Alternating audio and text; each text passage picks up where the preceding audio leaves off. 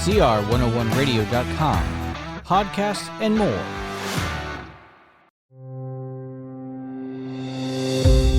The Chalcedon Foundation presents Messianic Character of American Education, Q&A, Part 1 of R.J. Rushdoony's lecture series, Critique of Modern Education.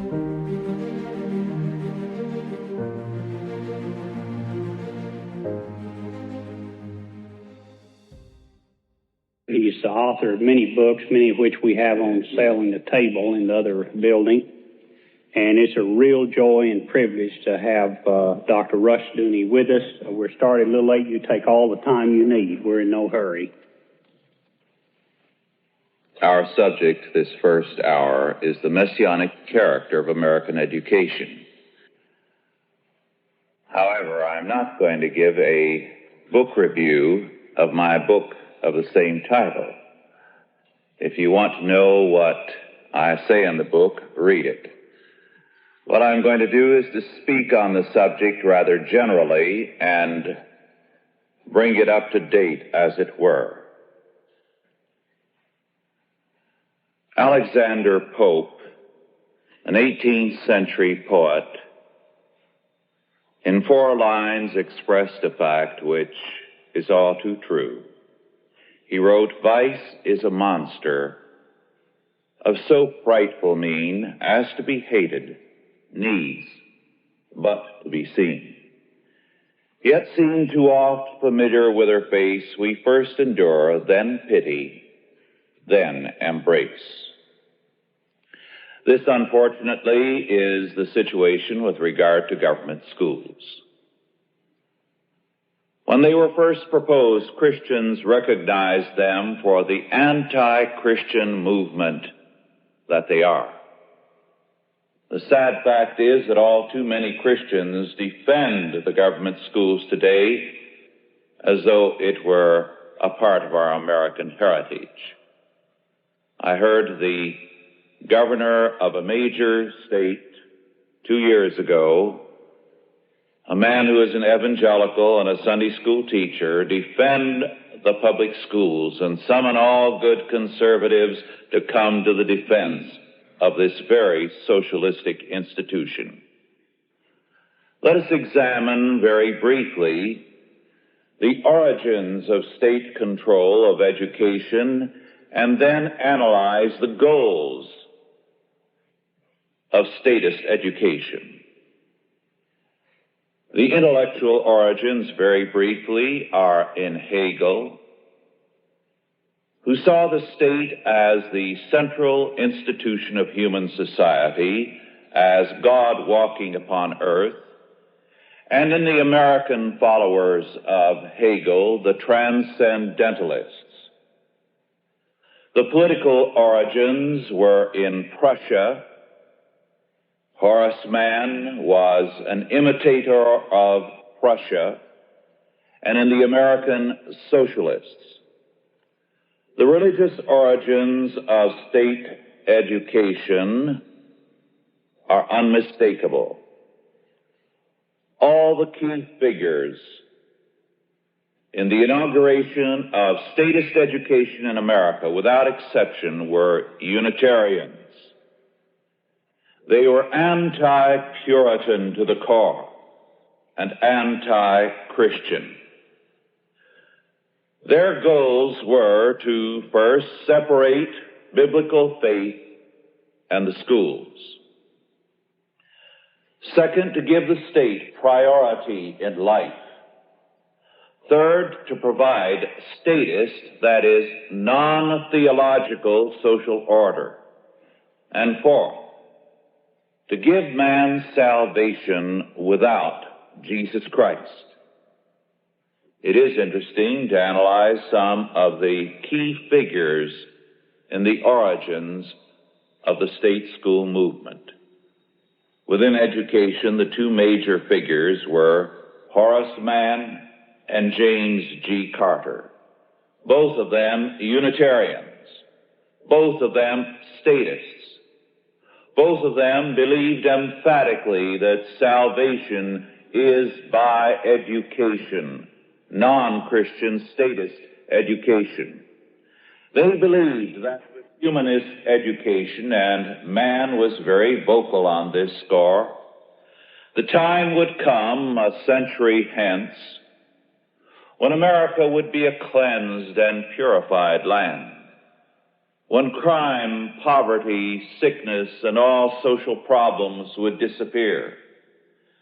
And if the America of the 20th century had any prisons, they would be as museums, so that Americans of the 20th century would see how crudely and savagely their ancestors lived.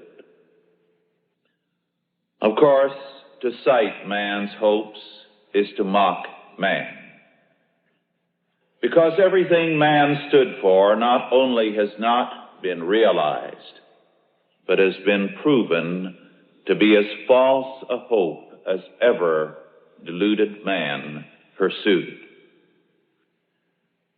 Two other figures were very influential in the movement which led to the first statist system of education in this country, in Massachusetts.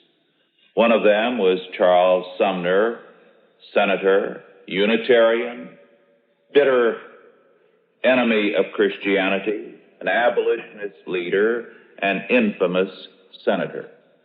But even more central was Thomas Wentworth Higginson, a Unitarian minister and a very wealthy man who at one point remarked that he always had money to spend for treason to his country.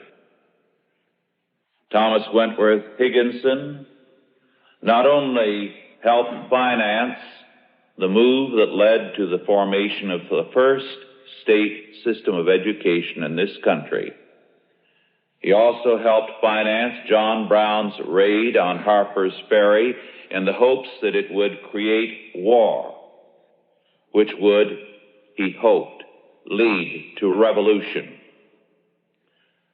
Higginson had a long and an active life. He lived long enough in 1905 to be one of the 5 men who founded the League for Industrial Democracy, the LID, and also the Intercollegiate Society of Socialist Students, which trained the Ruthers and many of the most prominent Fabian socialists of the 20th century.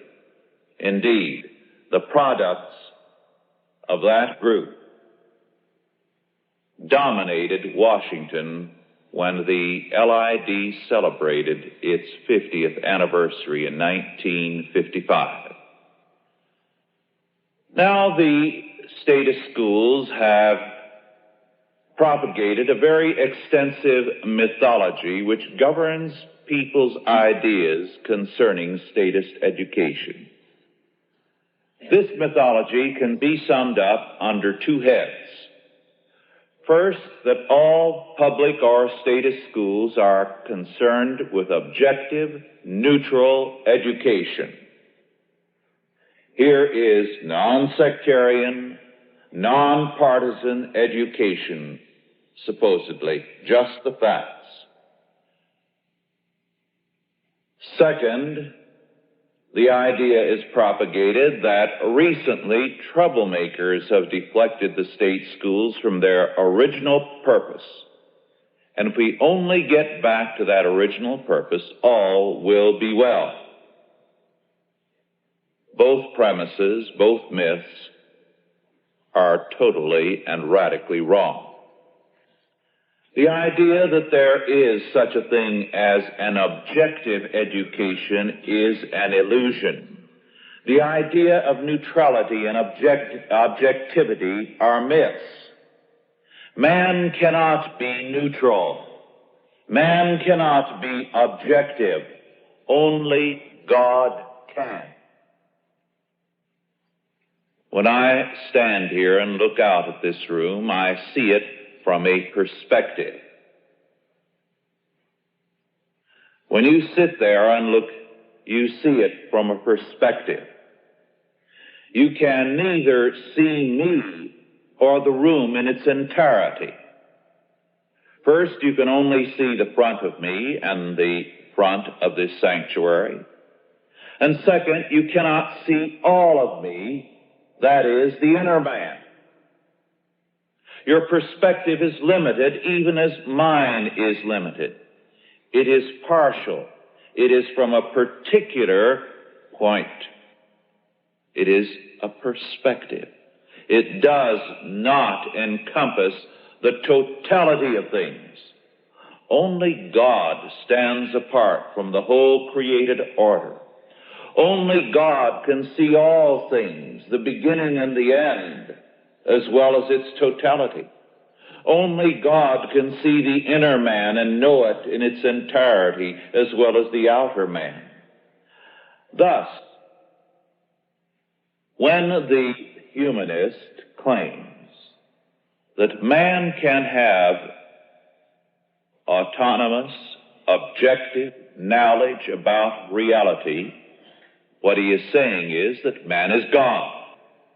Because that kind of knowledge is only possible to God. Thus, a basic premise, a latent, a hidden premise in its origins of statist education is, ye shall be as gods. In other words, it has adopted the premise of Satan and made it its gospel. Now, the other half of Satan's statement is knowing, that is, determining for yourselves what constitutes good and evil. This is precisely what the statist schools presume to do. Having abandoned God and His Word, now man, in terms of his own concept of what constitutes right and wrong, analyzes and determines good and evil for himself. Thus, man, in secular, in statist education, is prepared to be his own God. Right reason is held to be capable of objective, neutral analysis and a transcendental critique of reality. The academy or the university is the ivory tower from whence right reason surveys reality and comes up with authoritative, godlike judgments. This is the mythology of statist education. It is the mythology of humanism. It is, in essence, original sin made into an educational philosophy. This is why Christian education must not only have its own philosophy, but it must develop its own curriculum. I have a book not yet typed and in the hands of the printer, which goes precisely into this area of education, the concept of a Christian curriculum. It is urgently necessary because Christian education must be root and branch, thoroughly biblical, thoroughly cleansed of this myth of objectivity. The only objectivity to which we can lay claim is God's objectivity. And when we stand in terms of His Word, His declared truth, then we have the only link to objective knowledge which man is capable of. Our knowledge is subjective. This does not mean it is necessarily wrong, because when it is premised upon God's Word, upon God's truth, our subjective awareness can lay hold of truth. We have dealt very briefly with the goals of statist education. They can be summed up really in one form. The basic function of statist education is to uphold the state. The Marxist state will have a Marxist philosophy of education. The Fabian socialist state will have a Fabian socialist philosophy of education. The democratic state will have a democratic philosophy of education. The National Socialist, the Fascist, and so on will have one in terms of their basic philosophy. Every state school is concerned with furthering the life of the state and the faith of the state, the religion of the state. Every state has a religion. The idea that you can separate religion and the state is a myth. As a matter of fact, throughout history, the most important religious institution has been the state. Outside the world of the Old Testament and outside of Christianity, every state was, in essence, the central religious institution. It was divine. The emperor or the ruler was a god. The office was a divine office. Civil government has always been a religious institution, all too often the central religious institution. It was the great work of Christianity that it de-divinized the state. It said that the state was under God, but not God.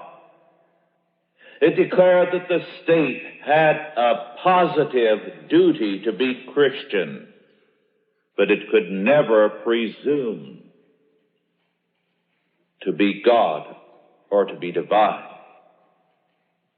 The state is religious, inescapably.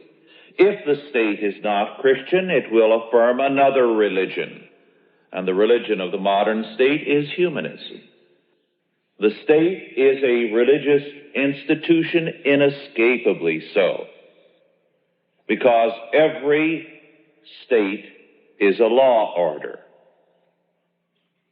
Now, every law order is concerned with morality. Thou shalt and thou shalt not. All law is simply enacted morality. This is inescapable. All law is either enacted morality or procedures for the enforcement of enacted morality. This is true of your traffic laws, by the way. Traffic laws deal with the protection of life and property. Thou shalt not kill and thou shalt not steal by your reckless driving. The degree to which traffic laws, incidentally, are observed depends on the degree of evangelical faith in a particular country. People who have traveled in the Far East tell me that you don't know what hair-raising experiences are until you drive with some native driver in the Far East where there is no Christianity. The lowest ratio of accidents per cars and miles driven, incidentally, is in the United States, where you still have more evangelical faith than you do in almost any other country in the world.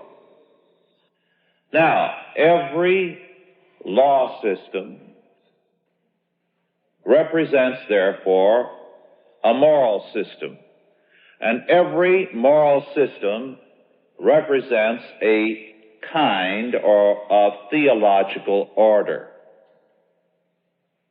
Thus, every state is implicitly or explicitly a theological order developed into a particular kind of structure.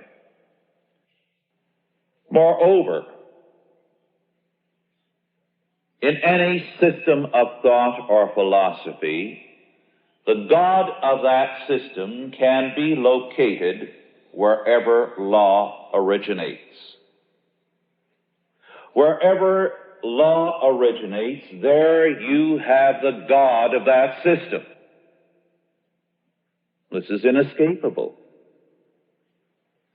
And therefore, when law originates, as it does with us today, with man, not in terms of God's law, but in terms of man's will, then you have the worship of man, the religion of man, humanism.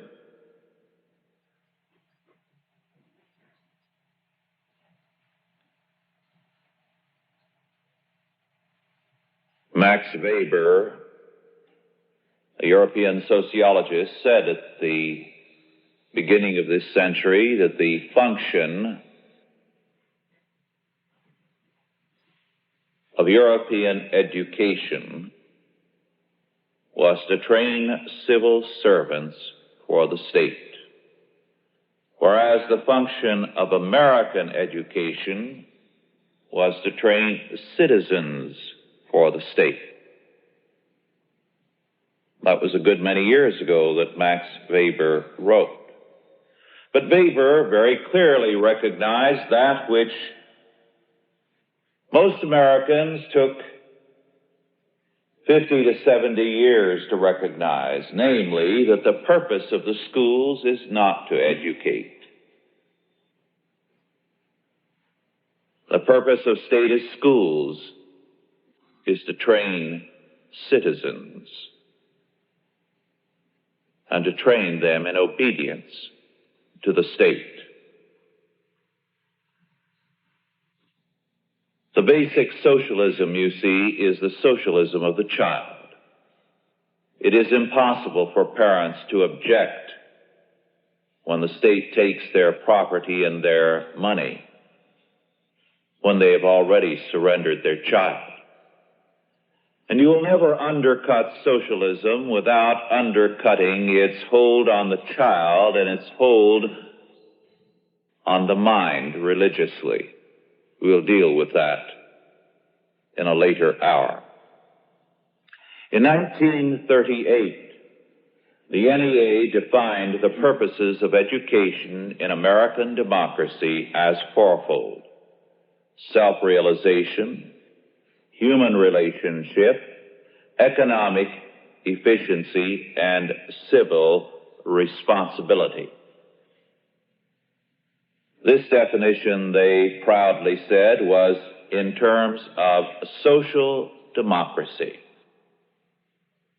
They were openly anti-Christian as well. Now you note, as they defined education, they never said one thing about learning. They never mentioned that. It wasn't that important. The basic purpose, you see, was to train the child in democratic living and civic responsibility. Hence it is, in terms of democratic living, the next step was, of course, integration. The next step was, of course, the new morality. The next step was, of course, to open the child's horizons in terms of a total humanism. Democratic living. Not Christian living, democratic living. Moreover, they went on to state, and I quote, "The entire curriculum, the entire life of the school, in fact, should be a youthful experience in democratic living, quickening social inventiveness and agitating the social conscience. So are citizens for the democratic state successfully educated," unquote. Now, I submit with the change of a single word, this definition in substance is what Hitler would have been pleased with and what the Soviet Union would be pleased with. Substitute, instead of democratic, fascist or Nazi or communist. And it will read, "The entire curriculum The entire life of the school, in fact, should be a useful experience in fascist, Nazi, communist living, quickening social inventiveness and agitating the social conscience. So are citizens for the Nazi, fascist, communist state successfully educated. The goal of statist education in every society is essentially the same. The label changes, but the reality is unchanging. The child and man for the welfare of the humanistic state. Thus, whenever you have statist education, the first function of the school is to serve the state in its social order. And second, as the NEA very plainly said, the conscience of the child is to be agitated not towards God and his moral law, but towards the social group, to further, in terms of their own phrasing, social conscience. Not godly conscience, but social conscience. But what if parents want an education oriented towards God? Such schools through the years have been condemned by the NEA, however high their caliber of learning, because they declare the democratic experience is lacking, and there is no orientation to a social conscience. The schools have always been what they are now, only they are now more openly so. Their purpose is to enable the state to preserve itself and to mold the child into a statist mental caste.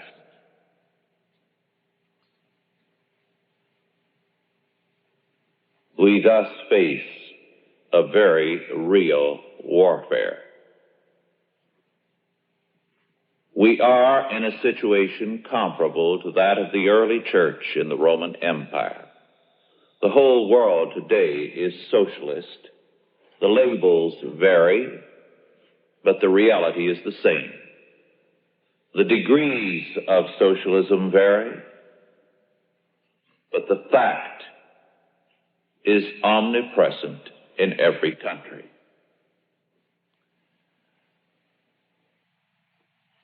The early church at any time could have avoided persecution. Rome had no desire to persecute any religion. As a matter of fact, the avowed policy of Rome was to recognize, legitimate every new religion and put it to the service of the state. The Roman philosophers, like the Enlightenment philosophers, were very, very open about their use of religion. They did not believe in it.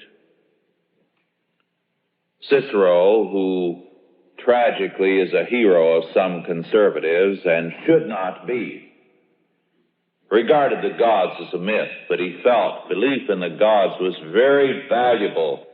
After all, and he was very much like Voltaire in that respect, if my servant doesn't believe in the gods, he may rob me. But as long as he believes in the gods and believes in that nonsense about the gods punishing you if you don't behave, then he's safe to have around the place. The Roman philosophers, therefore, very openly regarded religion as social cement, as holding society together. The emperors, therefore, did everything to recognize religion and to make it serve that purpose. They were not new in this.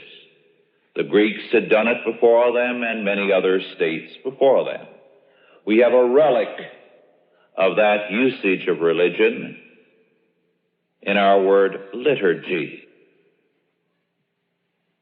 which comes from the Greek and which literally means public work. Religion was once the department of public works of the state, to keep the people in line for the purposes of the state. The Roman emperors, therefore, did everything to woo the early church. If they would only go through the motions of recognizing that Caesar was the mediator. Just go through the motions, a little incense on the altar, and then go your own way. We won't bother you. The struggle was inescapable because of the church's commitment to Christ and the Word of God. As a matter of fact, St. Paul very early threw down the gauntlet when he echoed a Latin expression with a change of name. It was the Roman theology that there is none other name under heaven by which men may be saved than the name of Caesar. The state was man's savior. The head of the state was the mediator. And St. Paul declared emphatically, there is none other name under heaven by which men may be saved than Jesus Christ. This is why war was inevitable.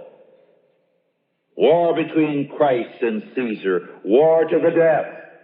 And it was that.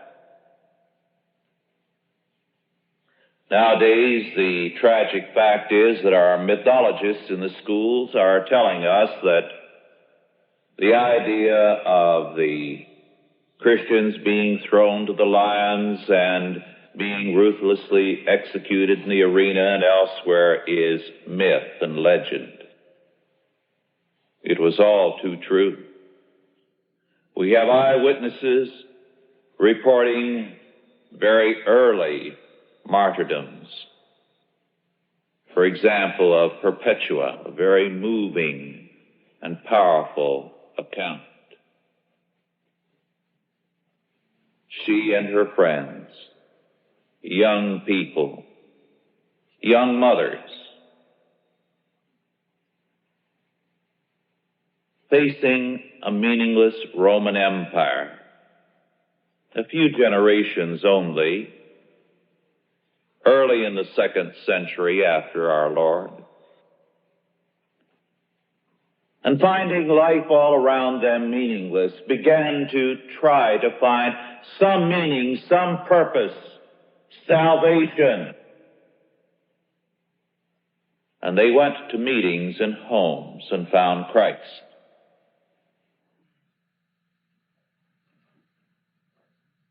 And they were also arrested in such meetings. And we have an eyewitness account of Perpetua. She had just given birth to her child. And the Roman official, as a friend of the family, because she came from a very prominent pagan family, telling her, have pity on your father. Don't disgrace him by associating yourself with this illegal group. And her parents holding up her baby and saying, just walk past the altar, put a few pieces of incense on it, and come and join us. Your baby needs you. And she reporting, we have her actual words, that her breasts were heavy with milk and ached for her babe. But she could not. She and countless others went to their death rather than surrender. In the great persecution of Diocletian, the order was to eliminate all the Christians wholesale. And we are told that the executioners with their swords and their axes worked steadily, one head after another rolling, until when it came time to relieve them, either for lunch or because the day was over, their hands had grown numb on the handle and had to be pried off. But it was Rome that lost, and Christ that triumphed, as he always shall. It is a battle again between Christ and Caesar, and there is no doubt about the conclusion, no possible doubt. The only question, of course, is where will many of the church members stand in the battle? With Christ in victory, or with Caesar and his certain defeat? Today, the critical arena is the Christian school. There was a very interesting article a few months ago in the Los Angeles Times, one of the most powerful and more liberal papers of the United States. It was called The Quiet Revolution. This amused me because I have often used that term in describing the Christian school movement. However, the ironic fact is, as they describe the tremendous growth in the past 20 years of non-governmental schools, and the fact that these schools are springing up all over the landscape, they never once mention the fact that these are Christian schools. Private schools are closing their doors. They're finding long-established, once very successful schools that they now have insuperable discipline problems, and they cannot cope. They cannot cope with a child without a moral and a religious premise. One school in California, which has historically a waiting list, is one of the 5 or 6 most prominent private schools in the United States. It is more important, as a matter of fact, to say that you went to this particular school than to say you are a graduate of Harvard or Yale. In social circles, as well as in corporate circles, it means more. Usually, registrations were for years and years in advance. When your child was born, you placed him, if he were a son, on the waiting list for this school. Now, for the first time in their history, they have no waiting list. These schools are closing their doors. The quiet revolution that the LA Times spoke about is not in the area of private schools. It's not in the area of the traditional parochial schools. The Catholic Church, unfortunately, is retreating badly in this area. It has been closing down schools at a drastic rate. Well over 200 a year. Incidentally, many of these are closed because the bishops do not believe in them, and others because the teaching nuns will not go along with the left-wing tendencies of their church, theologically and otherwise. As a matter of fact, parenthetically, one very beautiful plant, a $4 million plant operated by some nuns in Los Angeles County, shut its doors down a year ago, June. There were 700 or 800 pupils there.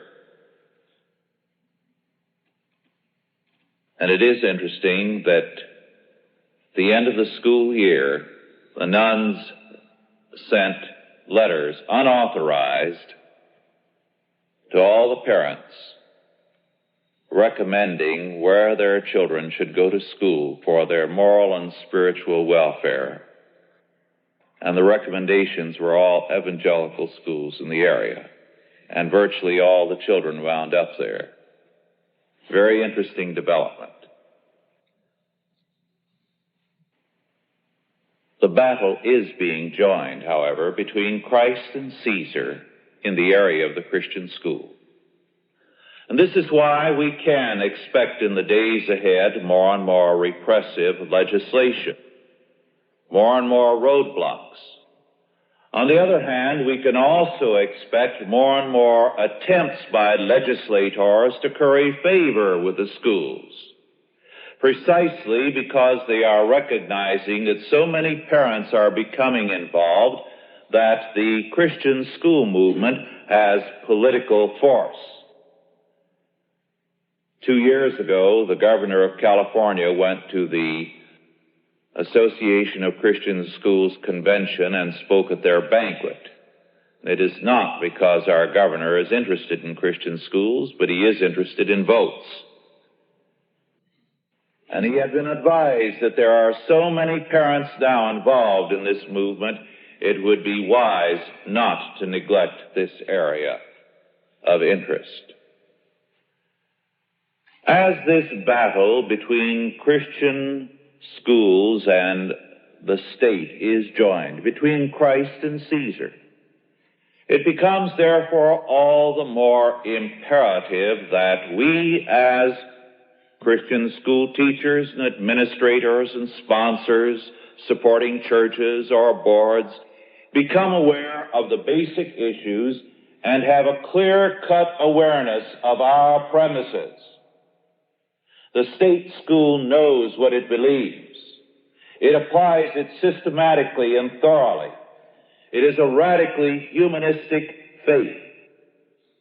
It is imperative for us, therefore, to rethink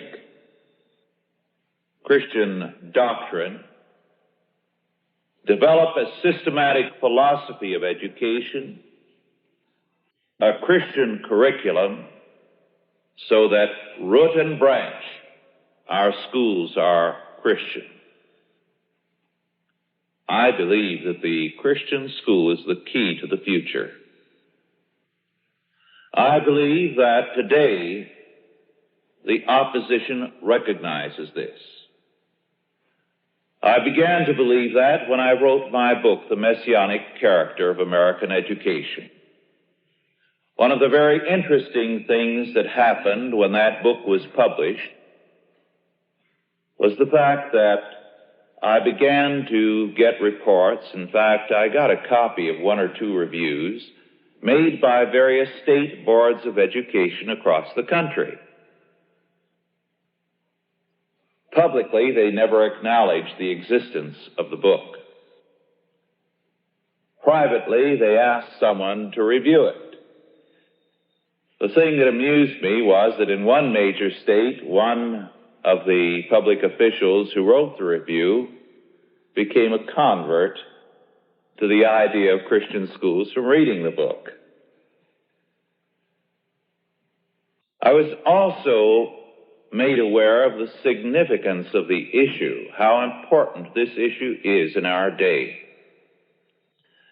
When recently my son-in-law, Gary North, who is with the Foundation for Economic Education, was asked to write a review of several books in education for a major publication, one of the most important publications in the United States.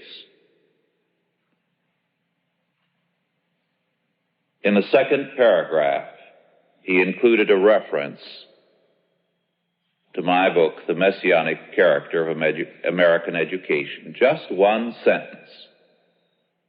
The editor immediately wrote back that that statement had to go.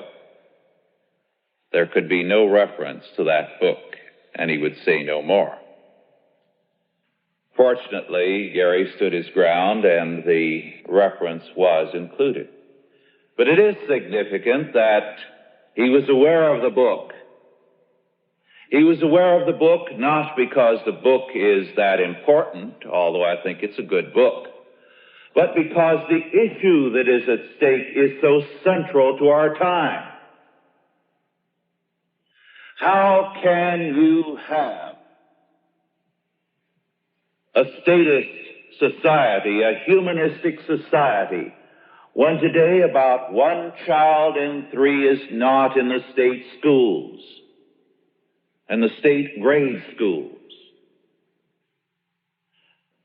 When 1 child in 10 is not in the state high schools, and in both areas the percentage is growing every year. And when the real growth is the Christian school. This is the quiet revolution. It is, moreover, the quiet warfare.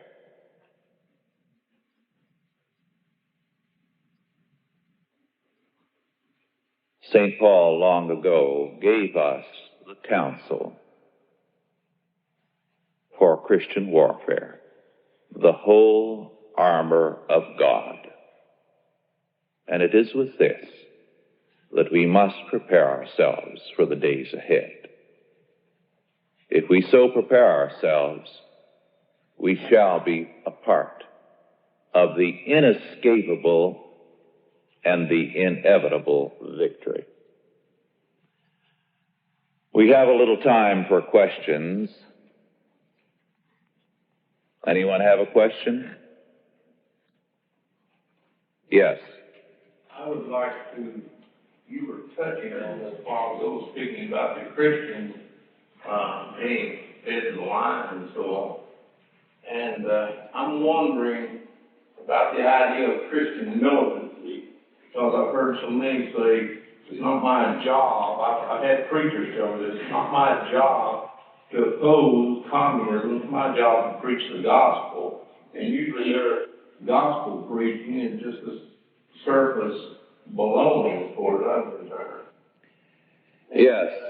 I'm wondering, as far as the early church is concerned, the only thing I ever hear is the Christians were thrown to the lions, and that's it. And yet I see in the personality of Peter a man who was given to resistance against imperialistic forces. Also I see it in the character of Paul. Did the early church, were there any actual resistance movement to the Roman Empire? The question is, were there any resistance movements to the Roman Empire? No. There were action movements. This is the key. You see, today we are too much concerned with resistance, opposition, too little with action. For example, one of the things that the early church did was this. It was quite common in that day for babies to be abandoned under the arches of the bridges of Rome. Before them, the Jewish believers of Rome had done this, and the Christians very quickly followed suit and surpassed the Jews by far on this. They would collect those babies and rear them as Christians. Very significant step. They were training up not only their own children, but abandoned children to be soldiers of Christ. Then again, the Christians took care of one another. This was a very significant fact. They took care of their aged, they took care of their sick. In every congregation, Christians took care of their own. And if there was need elsewhere, they took care of them. Remember St. Paul, the collection for the needy of Jerusalem where there was a famine. It was regarded as a necessary aspect of Christian society. Now, this was a very important fact and a very deadly fact, because the Roman Empire was in the business of providing bread and circuses, cradle-to-grave security. Under Aurelian in 275 or 6, in fact, it said that even the children of welfare recipients would have welfare as a hereditary right, and their children's children after them. They were going to take care of everybody, but the Christians proceeded to take care of their own. They were creating a state within a state. Let me add parenthetically here, in the Soviet Union, it is an offense against the state and counter-revolutionary to indulge in private charity. If you as a Christian are living in an apartment building and Mrs. Ivanov is sick and her husband is sick and they have no income, and you take up an offering among your fellow Christians there or your friends to take care of them, you are guilty of counter-revolutionary and illegal activity. Private charity, Christian charity, is strictly prohibited. Why? Because it creates a person-to-person and a person-to-God bond as against a person-to-state bond. Now, this is precisely what the early church was doing. It was taking care of its own. It was educating its own. It was a society that was the envy of those round about. If it hadn't been for the fact of persecution, most Romans would have gladly joined the church because that's where all the benefits were. It was obviously the most desirable society. Now, they were busy creating a Christian society. And they were creating a new order amidst the ruins of an old order. I believe this is our function. I believe we are at the end of the age of the state. Now, we may linger in its ruins, as some people believe, for 2 centuries of slavery. Or we may create a Christian civilization the world over. The difference will be entirely up to the Christians. I can waste my breath from morning till evening talking against what Washington does and what our state capitol does and our board of supervisors and the communist infiltrators and the terrible people in our public schools. And what have I done? I had a woman come to me who was very prominent on a national level in conservative politics. And she told me with tears, she said, I was so busy saving the country that I lost my girls. And one of my daughters was involved in narcotics, in sexual delinquency, and every kind of depravity unimaginable, while I was busy flying from one end of the country to the other, trying to save the Republic. You see, it isn't in taking a stand on things, it's doing something. Now, the key to this, if you don't mind my going a little further along on this, the key to this is the tithe. Now, this is something I never get weary of preaching about. In terms of Scripture, there were 3 tithes. And you wives, listen and bug your husbands about this. The first tithe was the Lord's tithe, of which 1% had to go to the priests. The rest went for the Lord's work generally. It included church music and a great deal more. The second tithe, which was every other year, so it came out to 5%, you see, annually, was the poor tithe for welfare. The third tithe, which was in intervening years, so that if the first, third, and 50 years were the poor tithe, and the second, the fourth, and the sixth was the tithe for rejoicing before the Lord. Again, that averages out to 5% a year, or 10% every other year. And rejoicing before the Lord, we would say a vacation, but a godly vacation for the joy of the family in the Lord, for their refreshing in the Lord. You see, God is mindful of all our needs. Now, what has happened today? All three tithes have gone by the board. Incidentally, there is no gift to the Lord according to Leviticus unless it's above and over the tithe. Now, with the tithe, all the basic social functions of society were taken care of in every Christian era. Health, education, welfare, everything. Until the last century or so, virtually every hospital in Christendom was a Christian hospital. It was a product of tithes. The Puritans started Job Corps training. That's a familiar phrase nowadays. They started Job Corps training for the people who were down and out to prepare them for new vocations. Schools were provided for everyone with tithe money. As a matter of fact, one of the most interesting things, and in one of my forthcoming books, in fact, in a couple of them, I go into this.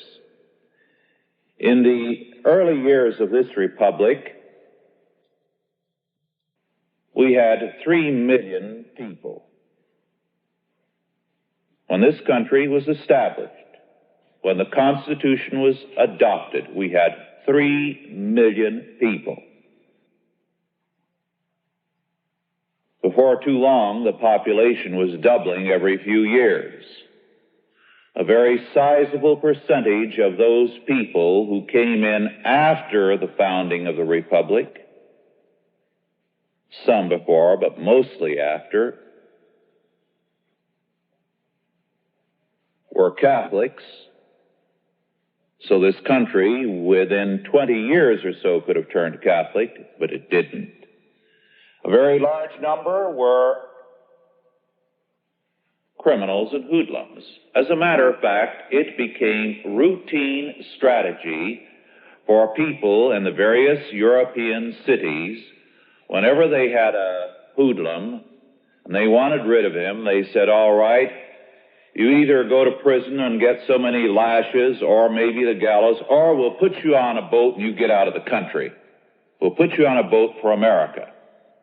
And for families that had delinquent girls who had become pregnant out of wedlock, to put them on a boat and send them across the ocean. And a lot of those girls immediately began to turn prostitute. They landed in Boston or New York or Baltimore with nothing. Nothing.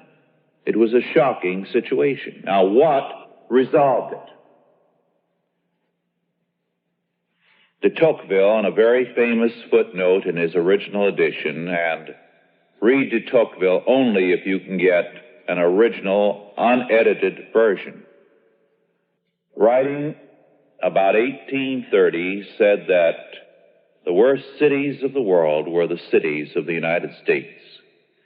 And he felt that war was inescapable here unless revolution, unless a large standing army were raised by the United States to keep order in the cities and to suppress revolution. Well, de Tocqueville in other areas was a good prophet, but not in this one. What solved the matter? Thousands and literally thousands of tithe agencies sprang up across the United States to deal with these immigrants, to evangelize them, to set up Christian schools for their children, to set up groups or agencies to teach their womenfolk housekeeping in America because conditions were so different, to give job training to the men, to teach them English. Every kind of training imaginable. Salem, I believe, and I traced Salem at one time, about 1790 had, I think, 3,000, and 1795 had 3,000, 1845, 45,000. The increase was almost all immigration. And yet it remained a typical New England evangelical community. How? With that tremendous influx that would have wiped it out as far as its old Puritan character was concerned. Simply through these tithe agencies. Now, it was when the tithe began to disappear that socialism appeared. And if you want to eliminate socialism, start tithing. And put your tithe to work for the Lord. Start creating Christian institutions, schools, hospitals, every kind of agency. Take care of the people in your circle. You know, one of the things that distresses me and makes me aware of how weak the church is today is the fact that there isn't a congregation which doesn't have its elderly that aren't cared for, and the church is sending money off to other areas. Think of the number of elderly where the husband or the wife is bedridden and they need someone to take them shopping. They need someone to come in regularly to clean house or to mow the lawn. Now, this is Christian action. And when the church begins to do this sort of thing, it's going to change its community as well as itself. Yes. Very important. I can appreciate that the fact that it seems relationship that we are more or less now confronting a pagan society, and that would respect more parallel to the sovereignty of the Lord as it confronted the sovereignty of the Roman Empire. Well, there's this important difference where it cannot be set just as an either-or. Isn't this true that we also have, from the point of view, let's say, of a Christian magistrate, we have a republic which, in some sense, is related to the concept of biblical covenant. At least that's the Puritan idea. This is part of our Christian heritage also. Well, let's say, from the point of view of a man who's going to participate, he has an obligation not only to maintain the independence which we want to, which is primary, so Paul described, but we've got to confront this apparatus which has been superimposed on a biblical concept of the state. Right. Yes. In other words, not quite parallel. In other words, we have, say, in Holland and Britain and Scotland, the United States, a confessional concept of the Constitution, on which this other bit has been superimposed, so we've got to confront that also. Exactly. Yes. Right. We have the Christian basis not entirely eroded. We have something we can work with. We also have this on our side. While we have extremely militant, bitterly anti-Christian people in high places, we also have many men without faith who would welcome a change. I have had some very interesting experiences in that area with governmental officials. I've spoken to a number of them who have run across my Chalcedon report and have sought me out, including one man highly placed in Washington. Now, he's a man without any faith, and yet he's a man who's deeply disturbed about the direction of things. And he knows that our present intellectual position is morally bankrupt. And when government business brought him out to Los Angeles, and I didn't know he even knew I existed, he came by and spent an entire day with me asking me endless questions. And there's no question in my mind that he and other such men, and that's just one instance of many, would gladly welcome a determined Christian initiative, a determined presentation of the biblical perspective with regard to the state, with regard to education, with regard to health, with regard to welfare, with regard to every area of life.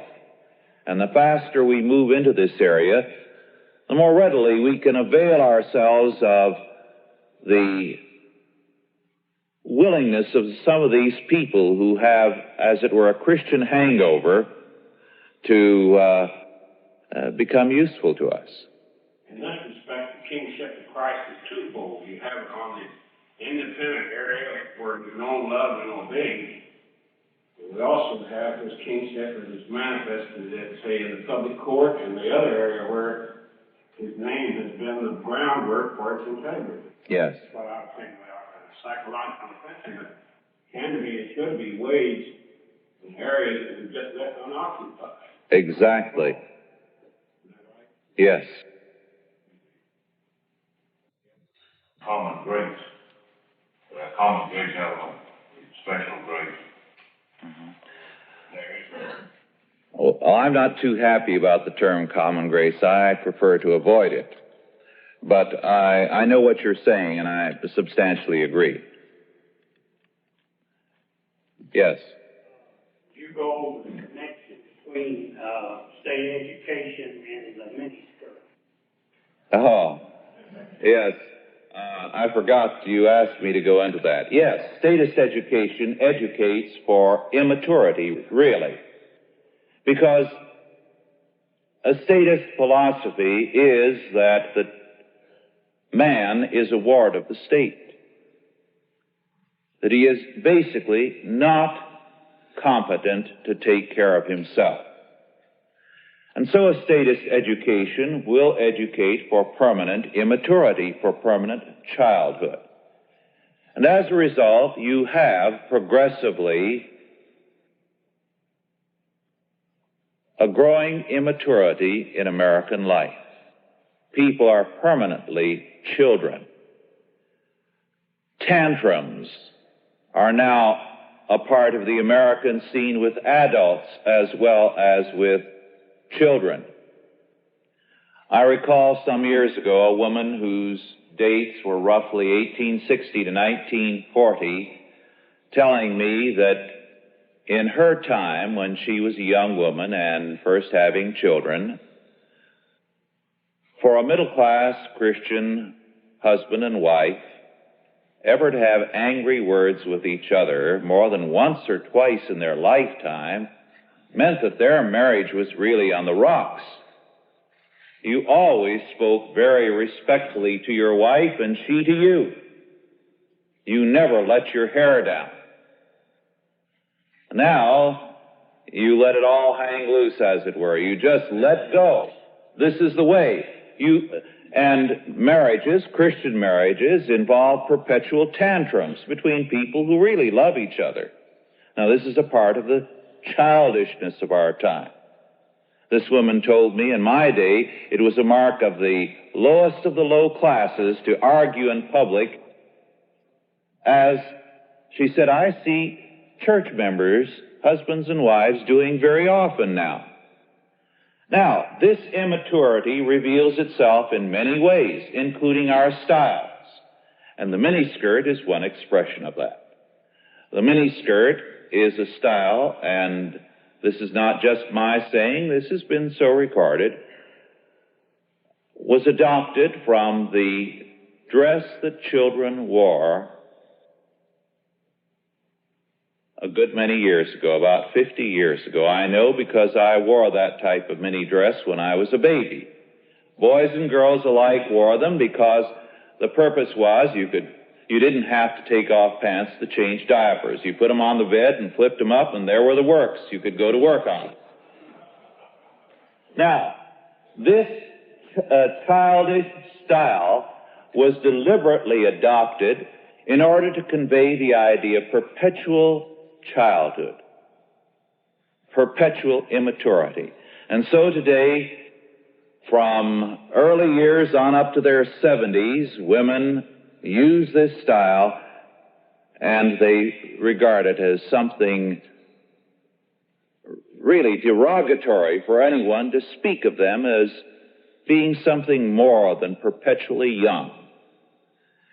This is why, of course, the whole of the student revolutionary movement capitalized on the idea, never trust anyone over 30. Why? Because this perpetual world of childhood was beginning to desert them. By 30, they were getting married and having babies, and how could they go on being irresponsible, you see, footloose and fancy-free once that happened? So, no matter how much they might pretend to be in this perpetual world of youth, of childhood, they had really left it when they hit 30. Well, our time is up. And I'd like you to go over again something about a group that he spoke to on the second law of thermodynamics and the conclusion of some of the men when it soaked in. This was Dr. Singer brought this Excuse me, I up. was talking Russian, I didn't hear. The fact of your having gone over Henry Morris's writings on the second law of thermodynamics, and your scientists surrendered to that and said you could not hold to the second law of thermodynamics and to evolution at the same time, though they did not surrender their evolution. He wants you to repeat that. Last spring, a group of us in the faculty have luncheon together, and we got talking about evolution. And so I turned to a very able and a very acute man in the realm of chemistry, and I said, Glenn, I said, how do you reconcile the second law of thermodynamics and the theory of evolution? He said, that's no problem.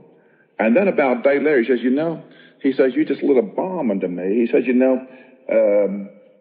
it is a problem, isn't it?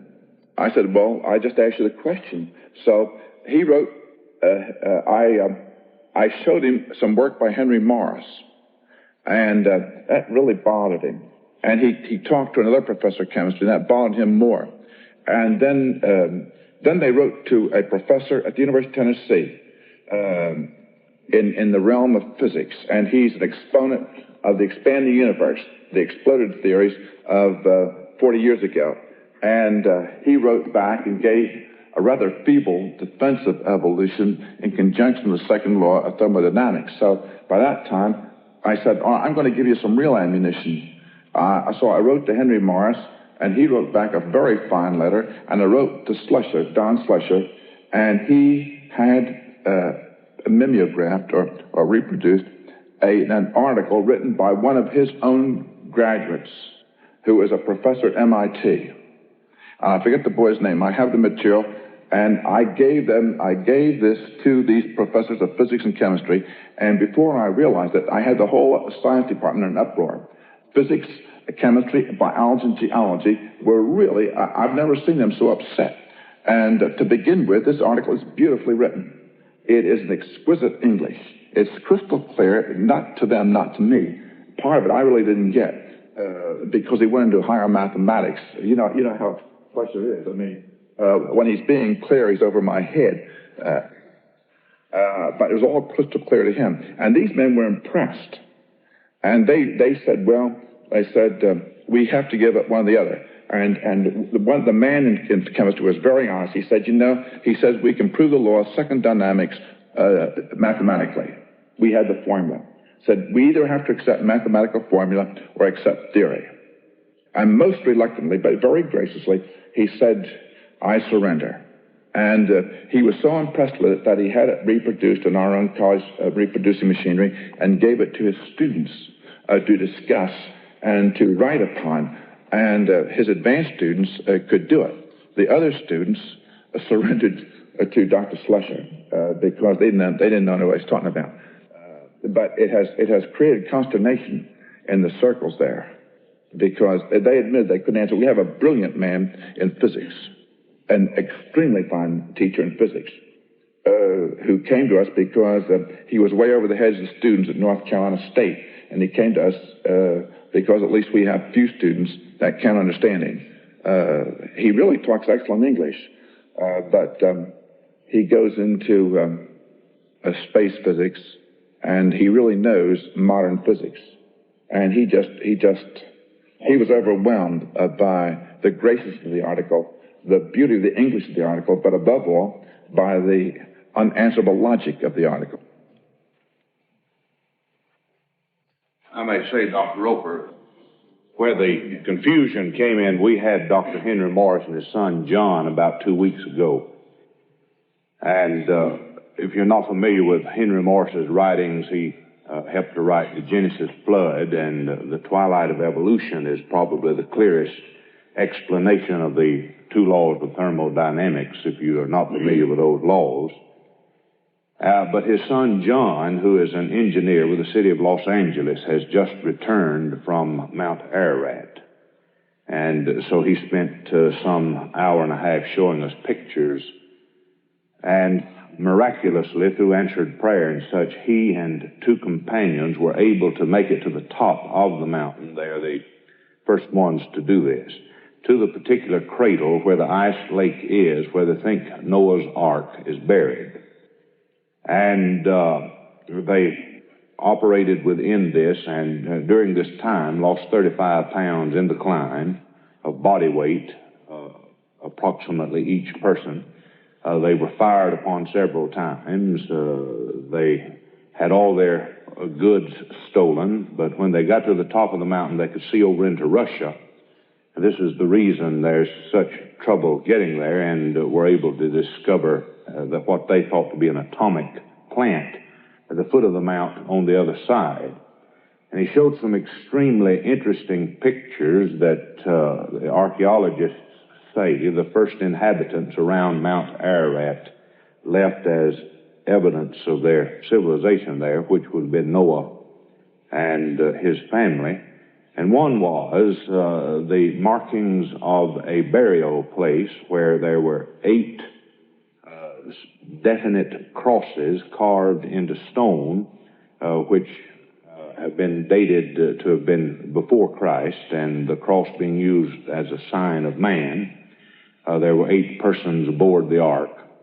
They found one cave opening where there were carvings of 2 human beings at each side of the cave, which very definitely were not of the type who now live in that region, offering very clearly a lamb in sacrifice, and some other evidences of an old civilization. They took some pictures of some carvings in a stone, which have been partially deciphered, and if their deciphering follows through and proves to be correct, it is somewhat of a diary account of the events of the flood, which will prove catastrophism and, of course, something pertaining to creation and God's intervention with reference to creation. But if you don't understand these engineering and physics laws of thermodynamics, read Morris and get acquainted with Harold Slusher from the University of Texas. We had him for 5 lectures.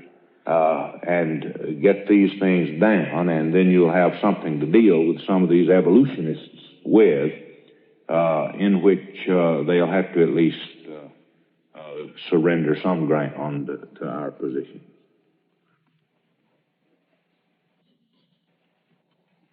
I would like to ask a question concerning the Gary Allen book that Dr. Rush did me, because I'm wondering, do you accept any phases of this conspiratorial view? The question is, do I accept any phase of this conspiratorial view?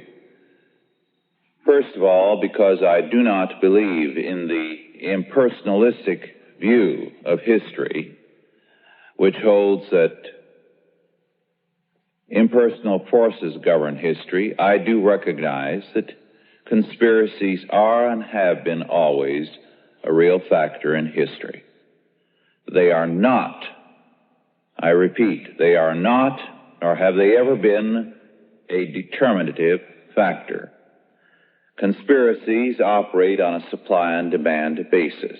For example, if we had untold billions of dollars and we set out to establish a conspiracy, all of us in this room with, say, $400 billion and with more on tap, to do two things. First, to persuade Americans to establish a monarchy, and second, to persuade all Americans to become vegetarians, we could spend all our money and get nowhere. For the simple reason we would be going against the current of the day. What conspiracies do is to arise to meet a demand. They cannot, even with great funds, go against the basic faith and temper of a day. To cite an example, this country was never more extensively subverted by conspiracies than during the administration of George Washington. George Washington took over a country that was very weak, newly born, without any military or financial power, with not even 200 men as a standing army, and with nothing but debts. The French Revolution broke out.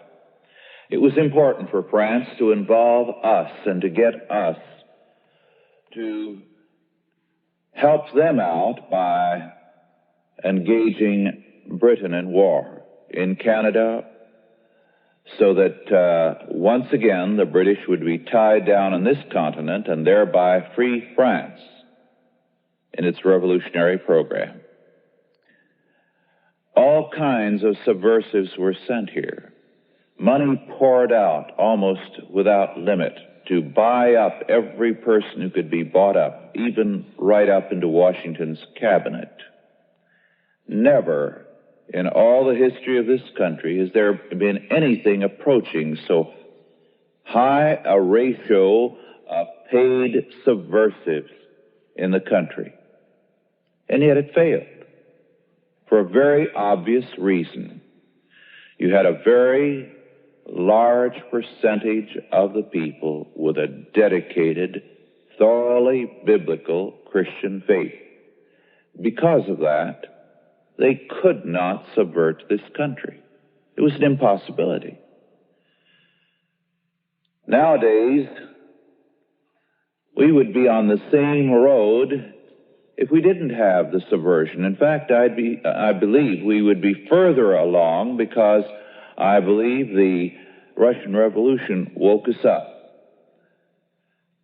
It created a counter-movement, whereas prior to that, we were galloping into socialism. So, while I recognize, since I do believe that persons operate in history, I do not believe that the conspiracies govern history. That's a Satanist perspective. I believe the biblical point of view is best stated in Psalm 2. Why do the heathen rage and the people imagine a vain thing? The kings of the earth take counsel, or that can be rendered, conspire together against the Lord and his anointed. But he that sitteth in the circle of the heavens shall laugh. The Lord shall have them in derision. And then the warning to the nations, to the conspirators: kiss the Son, lest he be angry, and ye perish in your way. I hate to keep asking all these questions, but I've got them in mind.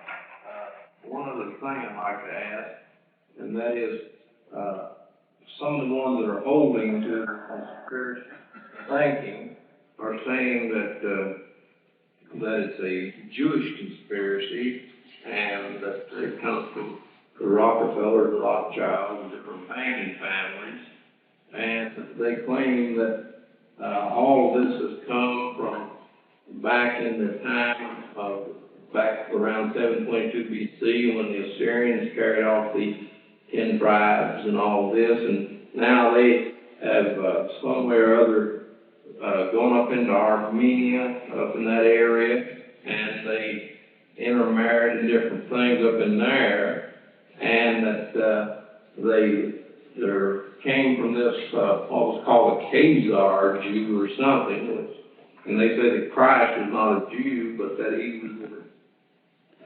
I'm familiar with all of that. I think I have in my library of some 16,000 books, perhaps 600 in that area, and I've studied it thoroughly. The Khazars or Khazars were a very real people who were converted to Judaism.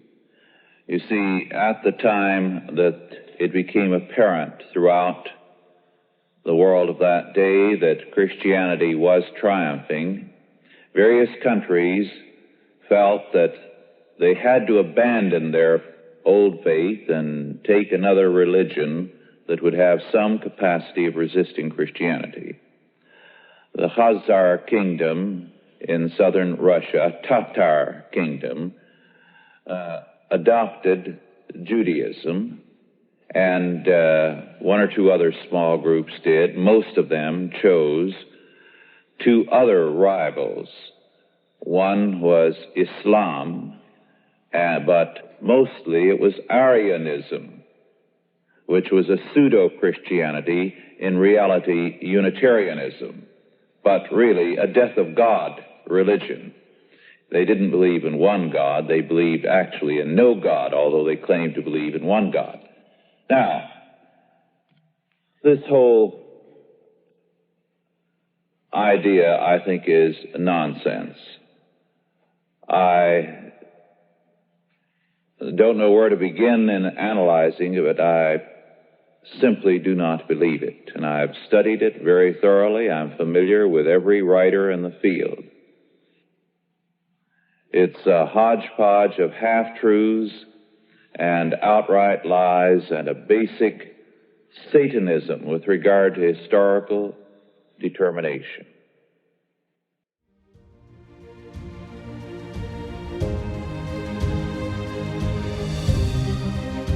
This has been a Chalcedon Foundation production, produced by Grace Community School and Nicene Covenant Church.